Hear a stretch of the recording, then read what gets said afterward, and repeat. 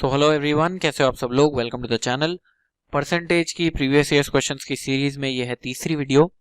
इससे पिछली दो वीडियोस में हम लोगों ने प्रैक्टिस करे थे कुछ प्रीवियस ईयर्स क्वेश्चंस परसेंटेज के। आज की वीडियो में भी हम लोग 15 क्वेश्चन करेंगे प्रीवियस ईयर से ही। ओके, सो स्ट्रेट अवे चलते हैं अपने पहले क्वेश्चन पे। हमें पहला क्वेश्चन क्या कहता है, the value of a machine depreciates by 5% every year.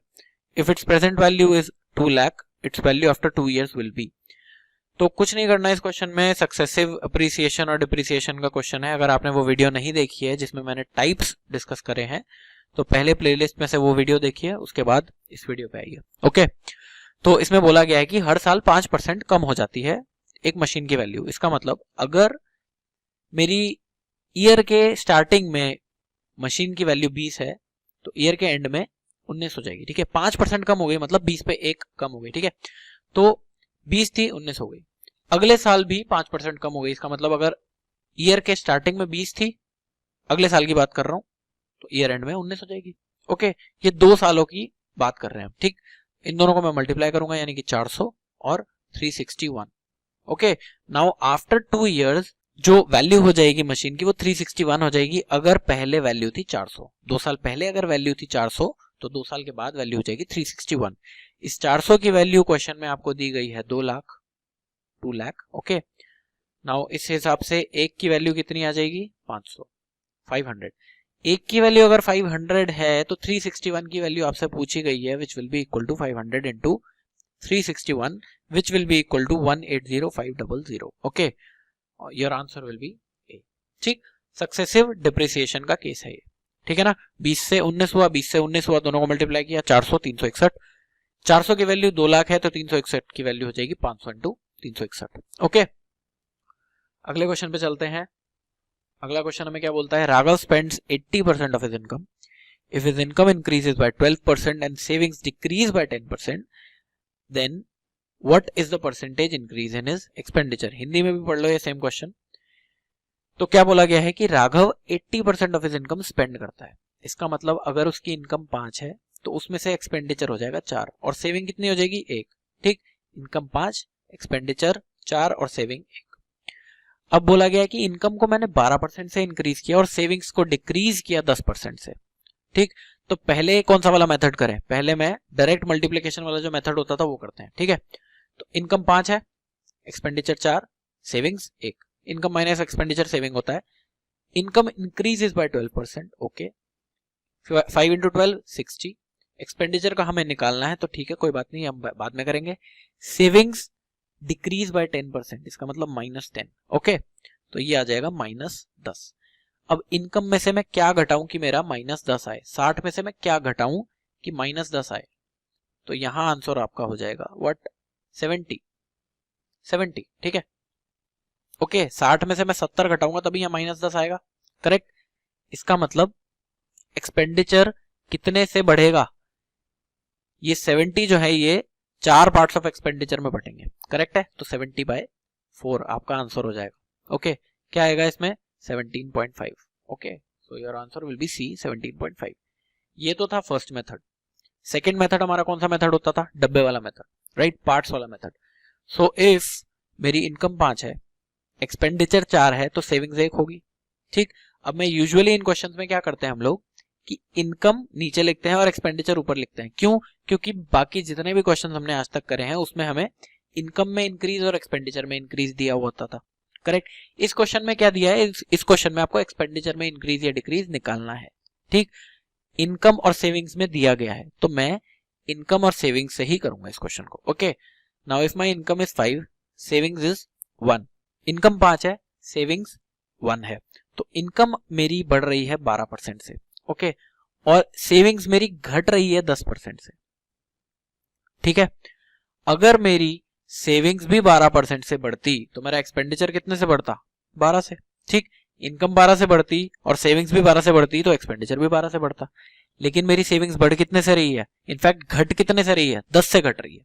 Okay, 10 से घट रही है, इसका मतलब इन दोनों में डिफरेंस कितना है, 12 माइनस -10।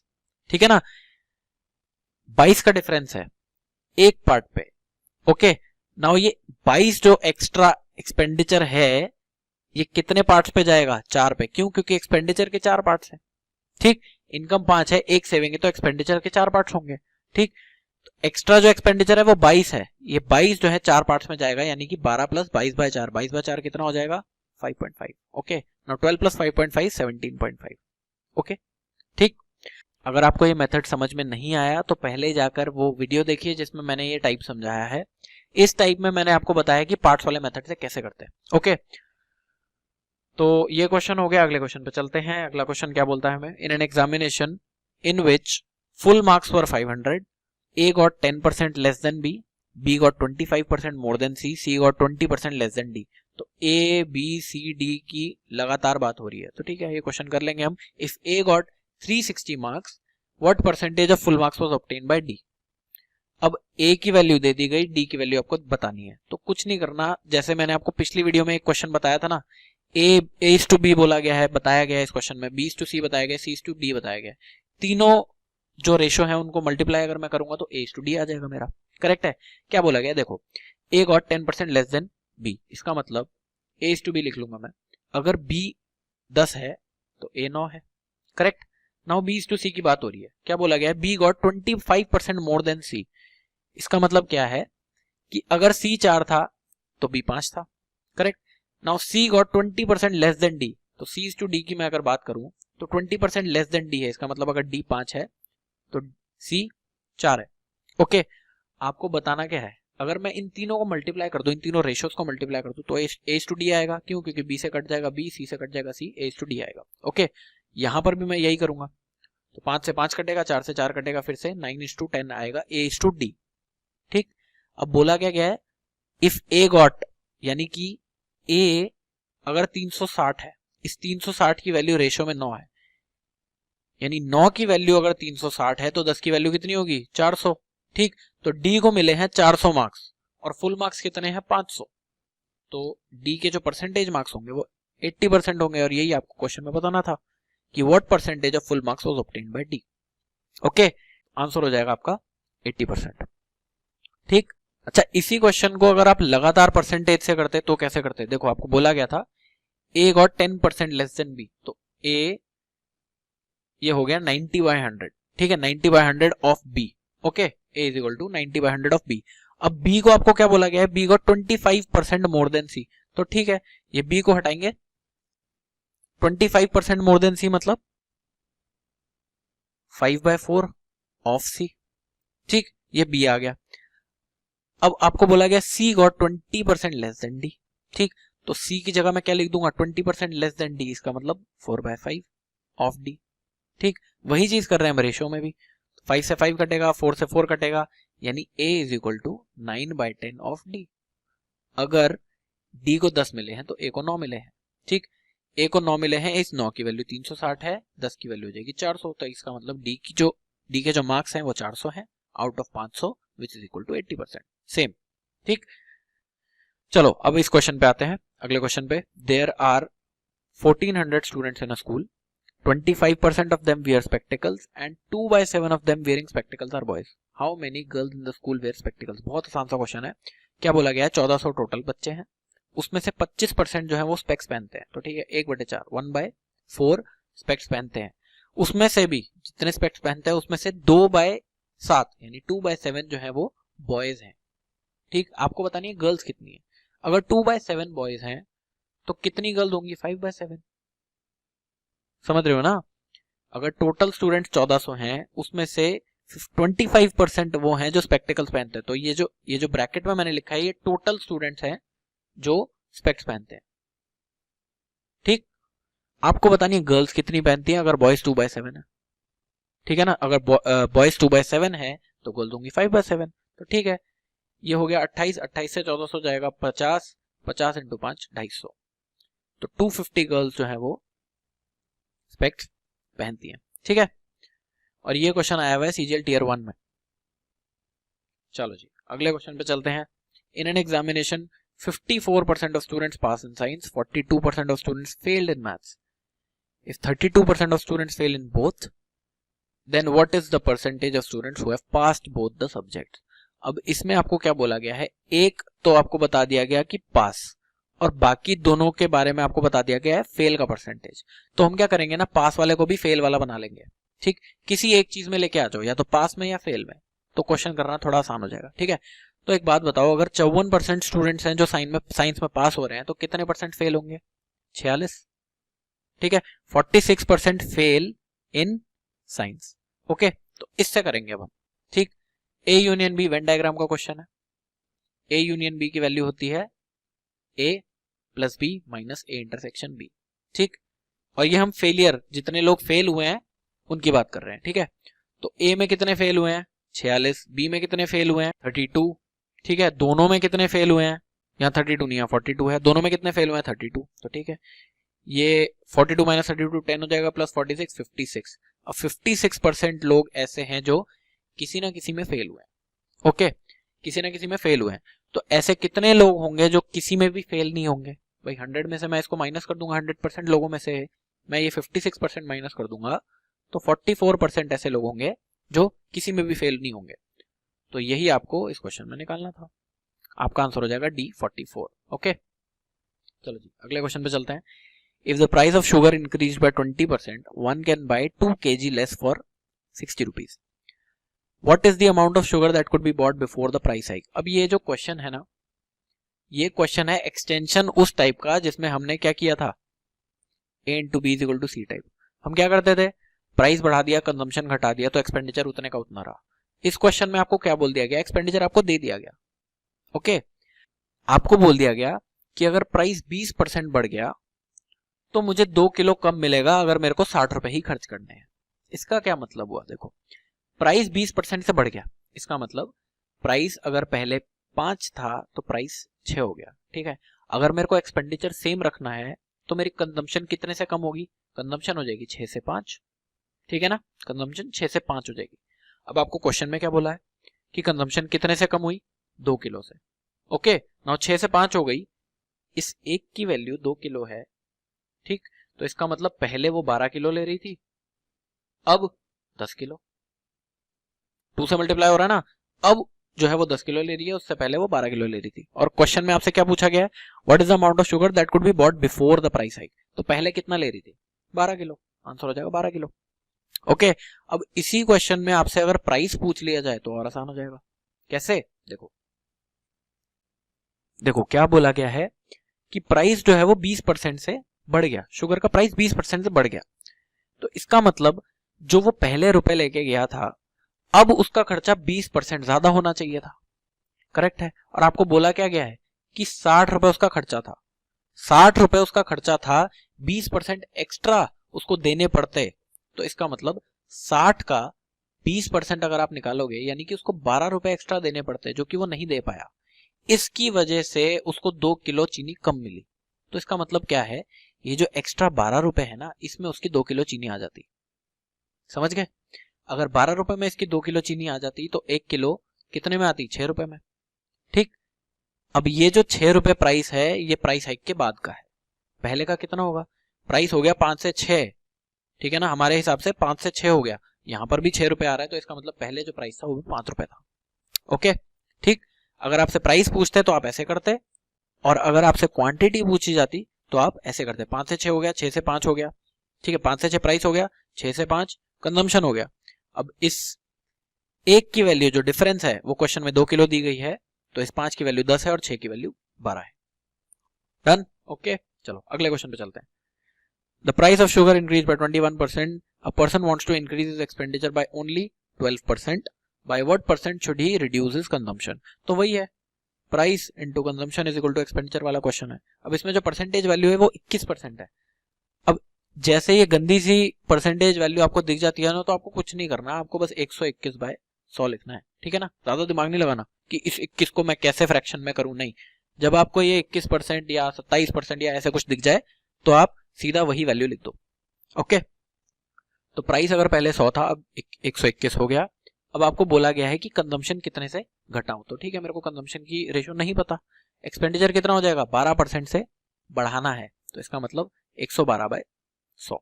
ओके, नाउ एक्स की वैल्यू आपको निकालनी है, 100 से इधर 100 कट जाएगा, एक्स की वैल्यू हो जाएगी 112/121। इसका मतलब क्या है, अगर कंजम्पशन पहले 121 थी, अब कंजम्पशन 112 है। ओके, कितना रिडक्शन आया? 9 का रिडक्शन। कितने पे आया? 121 पे, इनटू 100। ये आपको निकालना है, ठीक है। तो इसकी वैल्यू हो जाएगी 900 बाय 121, क्योंकि ये जो ऑप्शंस हैं ये काफी क्लोज है तो आपको निकालना पड़ेगा। अब इसको कैसे करेंगे, देखो 121 को अगर मैं 7 से मल्टीप्लाई करता हूं तो कितना आएगा, 847, ठीक है, 847 आएगा। ओके, तो ये पहले तो कट जाएगा 7 से, कितना बचेगा 53, ठीक। अब 53 530 हो जाएगा, ठीक, 530 और 121 को मैं किससे मल्टीप्लाई करूँ कि 530 के क्लोज आ जाए, तो 4 से, ठीक है ना। 7.4 आपका आंसर होना चाहिए, इसका ए आ जाएगा 7.4। ओके, चलो अगले क्वेश्चन पे। In an election between two candidates the winning candidates got 70% of the valid votes and won a majority of 9000 votes. Okay, if out of the total votes polled 90% are valid, what is the total number of votes polled. अब देखो इस question में या तो आप नीचे से ऊपर चले जाओ, ठीक है, इजी सा क्वेश्चन है। कैसे करेंगे, देखो दो तरीके से करेंगे इस क्वेश्चन को। पहले आपको बोला गया है कि 70% of the valid votes winning candidate को मिले, इसका मतलब 70% विनिंग को मिले तो 30% दूसरे वाले को मिले होंगे, ठीक। इन दोनों के बीच में डिफरेंस है 40% का। ये 40% आपको क्वेश्चन में दिया गया है 9000 से जीता है ना, तो 9000, ठीक। अब ये जो 9000 है ये किसका है, ये वैलिड वोट्स की बात हो रही है भाई, वैलिड वोट्स का 70 और 30 बोला गया है, ठीक। तो 40 की वैल्यू अगर 9000 है तो 100 की वैल्यू कितनी होगी, 9000 को 2.5 से मल्टीप्लाई कर दो, कितना आ जाएगा 22500, ठीक है, 22500। अब ये 22500 जो है ये वैलिड वोट्स हैं, और वैलिड वोट्स कितने हैं टोटल वोट्स के, 90%, ठीक है। अगर 22500 90% है तो 100% क्या होगा, सिंपल सी बात है 25000, ठीक है ना। 25000 का 90% ही तो है 22500। ओके, सो जो टोटल वोट्स हुए हमारे वो 25000 हो जाएंगे, ठीक। एक मेथड तो ये था नीचे से ऊपर वाला। दूसरा मेथड, अगर मैं टोटल को ले लूं 100 वोट्स, ठीक है, टोटल मैंने ले लिए 100 वोट और बोला गया है वैलिड वोट्स जो है वो 90% है, ठीक। अब इस वैलिड वोट्स के भी 70% विनिंग कैंडिडेट को जाते हैं और 30% लूजिंग कैंडिडेट को जाते हैं। इसका मतलब उन दोनों के बीच में जो डिफरेंस है वो 40% का है, और वो 40% 90% का है, ठीक। तो 90 का 40% कितना होगा, 36। इस 36 की वैल्यू आपको क्वेश्चन में दी गई है 9000, ठीक है। इसको मैं 9 से काटूंगा तो कितना आएगा, 4 की वैल्यू आ जाएगी 1000। अगर 4 की वैल्यू 1000 है तो ये कितने से मल्टीप्लाई हो रहा है, इंटू 250 हो रहा है। आपको निकालने किसकी है, टोटल वोट्स की, तो 100 को भी मैं इंटू 250 कर दूंगा, यानी कि 25000। Okay, so your answer will B 25000। दो तरीकों से कर सकते थे, ठीक। अब चलते हैं अपने अगले क्वेश्चन पे। In a constituency 55% of the voters are male and rest are females, यानी अगर 100 लोग थे तो 55 जो है वो मेल है और 45 फीमेल्स हैं, ठीक है जी। If 40% of the males are illiterate and 40% of the females are illiterate, तो ठीक है 40% मेल इलिटरेट है, इसका मतलब 60% मेल लिटरेट है और 60% फीमेल्स लिटरेट है, ठीक है।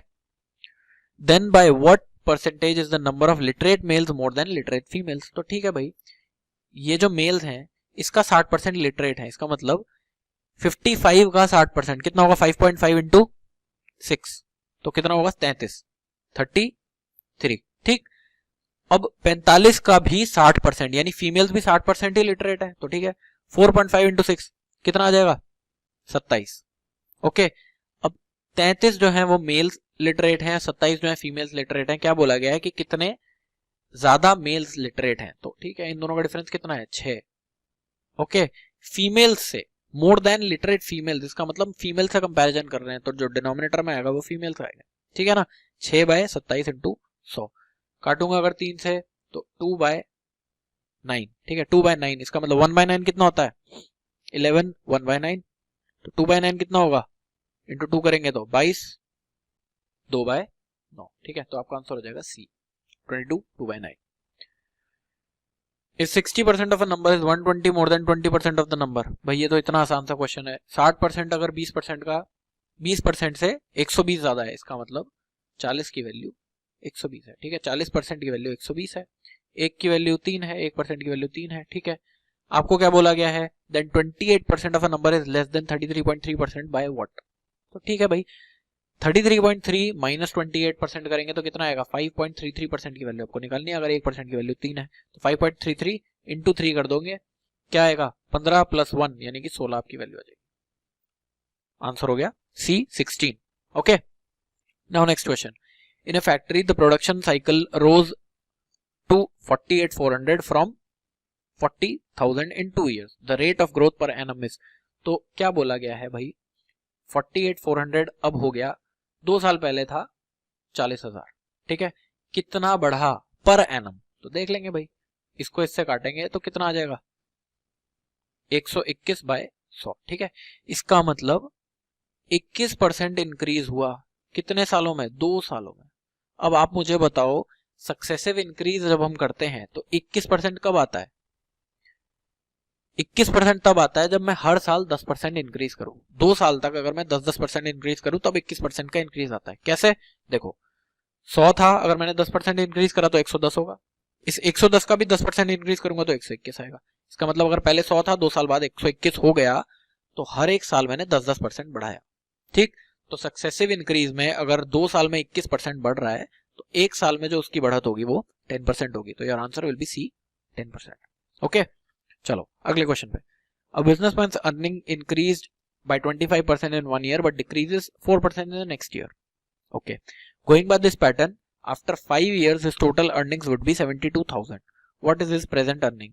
क्या बोला गया है, एक बिजनेसमैन की जो अर्निंग है वो 25% एक साल बढ़ती है और दूसरे साल 4% से घट जाती है। ऐसे करते करते 5 साल में जो उसकी अर्निंग है वो 72,000 हो जाती है। तो आपको बतानी है कि उसकी प्रेजेंट अर्निंग कितनी है। तो देखो भाई कैसे करेंगे, इंक्रीज हो गई 25% से, पहले साल 25% से इंक्रीज हुई, इसका मतलब 4 से 5 हो गई, दूसरे साल 4% से घट गई, इसका मतलब क्या हुआ 25 से 24 हो गई। ऐसे ही तीसरे साल भी वही हुआ, 25% से इंक्रीज हुई, चौथे साल भी वही हुआ, 4% से घट गई, ठीक। 5वें साल फिर वही हुआ, 20% से इंक्रीज हो गई। ओके, अब क्या करना है, कुछ नहीं, सिंपली मल्टीप्लाई करना है भाई। तो 5 × 24 120, 5 × 24 120 × 5 600, तो 600 × 120 कितना होगा 72,000। क्वेश्चन में भी आपको 72,000 ही दिया हुआ है, ठीक। अब यहां वाला मल्टीप्लाई करो तो 100 100 और इंटू 4 यानी 40,000, ठीक। अब इस हिसाब से जो प्रेजेंट उसकी कमाई होगी वो 40,000 होगी। अगर 5 साल बाद 72,000 है तो अब जो होगी 40,000 होगी। ओके, क्या किया, रेशो मेथड से किया, सिंपल सी बात है।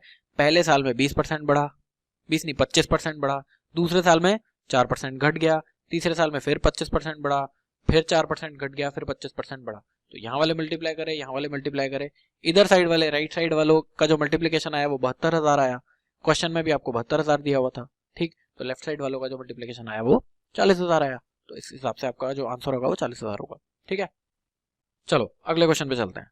Due to 25% fall in the rate of eggs, one can buy 2 dozen eggs more than before by investing 162 rupees। ठीक है, वही सेम वाला question A into B = C type वाला, लेकिन इसमें भी आपको जो खर्चा है वो दिया हुआ है, ठीक है। कैसे करेंगे, देखो आपको पूछा गया original rate per dozen egg is, original rate पूछा गया। अब आपसे क्या बोला है, 25% फॉल हो गया, ठीक है। 25% फॉल हो गया, इसका मतलब रेट जो है वो 4 से 3 हो गया, इसका मतलब कंजम्पशन 3 से 4 हो जाएगा, करेक्ट। अब कंजम्पशन जब 3 से 4 हुआ और आपको बोला गया कि 2 दर्जन ज्यादा मिलेंगे, इसका मतलब एक की वैल्यू 2 है, ठीक है, एक की वैल्यू 2 है, इसका मतलब अब उसको 8 दर्जन मिल रहे हैं, पहले उसको 6 डजन मिल रहे थे, ठीक है। ओरिजिनल रेट पर डजन, जब 6 डजन वो ले रही थी तो वो 162 रुपए दे रहे थे। 6 डजन की वैल्यू अगर 162 है तो 1 डजन की वैल्यू कितनी होगी, रेट पर डजन निकालना है ना, तो 1 डजन की वैल्यू कितनी हो जाएगी 27। ओके, तो आपका आंसर हो जाएगा 27, ठीक है। अब यही आपसे पूछ ले कि अब का रेट कितना है, तो ठीक है, ये 8 डजन ले रहा है और दे कितने रहे हम 162 ही, तो 162/8 कितना हो जाएगा 20.25 आपका आंसर हो जाएगा। ओके, इसी क्वेश्चन को दूसरे तरीके से कैसे समझ सकते हो, देखो क्या बोला गया है कि 25% फॉल हो गया, रेट में 25% फॉल हो गया और उसको 2 डजन एग्स ज्यादा मिल गए 162 रुपए में। इसका मतलब अगर 25% फॉल हो गया तो उसके खर्चे में भी 25% फॉल होगा, करेक्ट है। उसका खर्चा था 162, ठीक। अब इस 162 का मैं 25% कम कर दूंगा तो कितना आएगा 40.5, ठीक।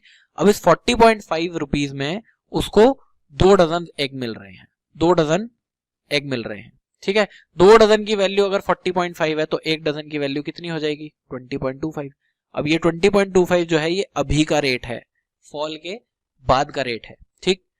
और फॉल कितना हो रहा है 25%, यानी कि 4 से 3 हो रहा है। जब 3 की वैल्यू 20.25 है तो 4 की वैल्यू आपको निकालनी है। करेक्ट है, ठीक है। 3 की वैल्यू 20.25 यानी कि 1 की वैल्यू कितनी हो जाएगी 6.75, ठीक 6.75। 4 की वैल्यू कितनी हो जाएगी 6.75 into 4 which will be equal to 27। Okay, ऐसे भी कर सकते हो इस क्वेश्चन को। अगले क्वेश्चन पे चलते हैं।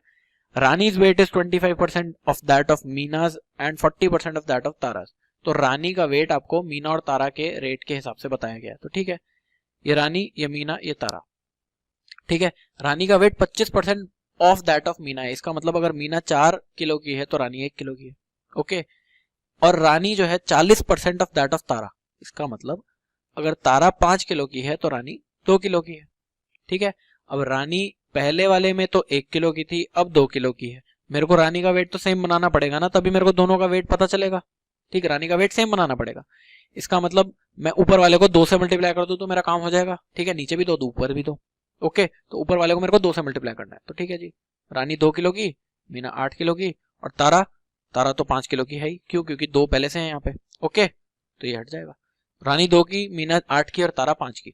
अब what percentage of Tara's weight is equal to Meena's weight. तो तारा और मीना के बीच में जो है आपको कंपैरिजन करना है। तो ठीक है, मीना का वेट 8 है, तारा का वेट 5 है, यही बताना है ना आपको, इंटू 100। तो आंसर हो जाएगा आपका कितना 160%। ठीक है ना, 160% कैसे भाई? 5 से 3 ज्यादा है, 5 से 3 ज्यादा है, और 5 से 3 ज्यादा का मतलब 60% एक्स्ट्रा, 5 से भी 60% एक्स्ट्रा। इसका मतलब 100 plus 60% 160%। Okay, so answer will be A 160%। और ये टीयर 2 का आया हुआ क्वेश्चन, इतना आसान था। ठीक, तो इस वीडियो के 15 क्वेश्चन यही खत्म होते हैं। आगे आने वाली वीडियोस में भी हम प्रीवियस ईयर क्वेश्चंस की प्रैक्टिस को कंटिन्यू रखेंगे। ठीक है, इस वीडियो में इतना ही। I will see you in the next video. Till then just keep practicing and keep preparing. Bye bye.